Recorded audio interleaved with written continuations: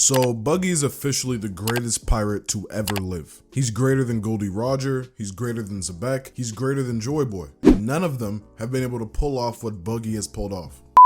Okay, so the chapter starts off and we got Kinemon acknowledging Kaido's strength right off the bat, and he's explaining that Kaido's power was truly a deterrent. And you have to think about it, it's honestly true because there's like 3 people in this verse that I honestly see having a chance defeating Kaido. Luffy is one of them because he's the main character. Akainu is another because he's the head of the Marines. I don't even know if he would beat Kaido though. I think he has a chance of beating Kaido. And then we have Shanks, right? Who I think is another person who could probably beat Kaido. Also Mihawk. So I guess we have 4 people in the verse who I think have a chance of actually beating Kaido. Blackbeard and Emu are kind of unknown, but genuinely there's like 3 to 5 people on this planet who even have a chance of taking down Kaido, and not even all of them have a real chance of winning. So we got Cat Viper and Dogstorm, and they're gonna stay in Wano, and they've actually chosen Carrot to be their successor. And basically they chose her because of her experience in the field, and you know, she's been outside the real world and she has what it takes to be the leader. I personally would have chose someone stronger like Shishilian, or maybe even Wanda and Shishilian, right? I don't know why we're only having 1 leader now, but I guess it does make sense to choose Carrot. I just wish they chose someone besides Carrot because she's not that strong. Also, I don't even like Carrot that much. That's just my opinion. I know some people love Carrot. I honestly hate Carrot so much. Like, I just do not like Carrot. Okay, now we got Momonosuke's reunion with his grandpa Sukiyaki. And honestly, I'm worn out of emotions for the Wano arc. Like, I cannot react to any more heartfelt moments because we just need to get over with this arc. I need to get off of the Wano Island. We need to move on. But skipping to more important news, we got Frankie, Robin, and Luffy, and they are talking about Pluton.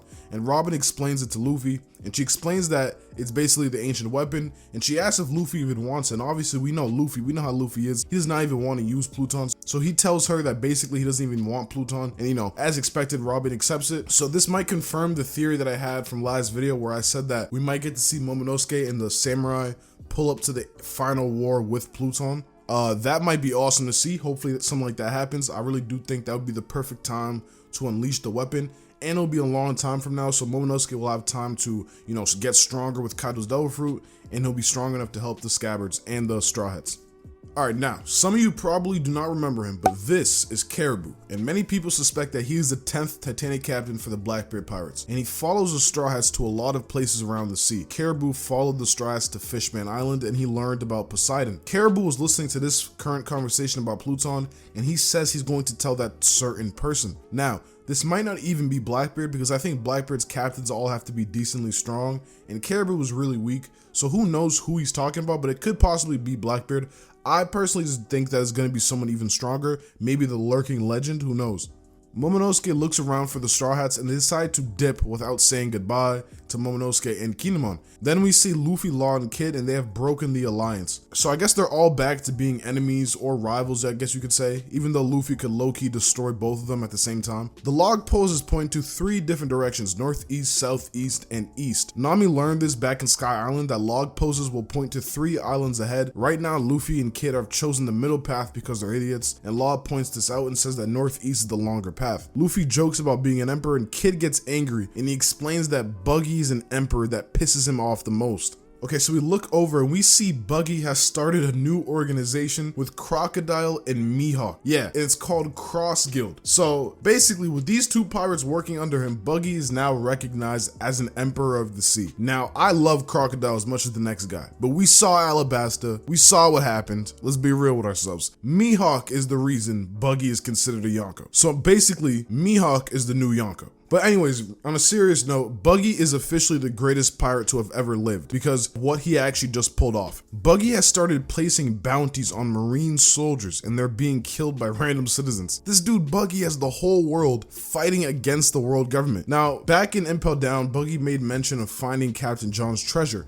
And maybe he already found it and this is how he's funding these bounties, or he could have just stolen a bunch of treasure, who knows. Point is, to put a bunch of bounties on the Marines is something we've never seen anybody do, and this actually might be like one of the greatest feat we've ever seen. He has the world turned against the government. No wonder he's an emperor. He has bounties on the Marines. He has the world's strongest swordsman under his belt, a former warlord under his belt. Like, bro, Mihawk is basically end of series Zoro, and he has Mihawk on his crew. This is insane. I'm someone who personally believes that Mihawk is a little bit stronger than Shanks. Buggy has someone on his crew who is an emperor caliber character. So this is pretty insane. We have to give Buggy the respect. I thought he was going to come back here and he was going to be just some joke. He's actually looking to be a formidable force. Now, I think that Crocodile and Mihawk are probably running the real show. So they're letting Buggy be the face, but I think Crocodile and Mihawk are probably running the real things behind the scenes. But anyways, back to Kid, Luffy, and Law. They all look at the road poneglyph copies, and Killer talks to Kid about a certain man with burn marks. And Luffy doesn't know who this is,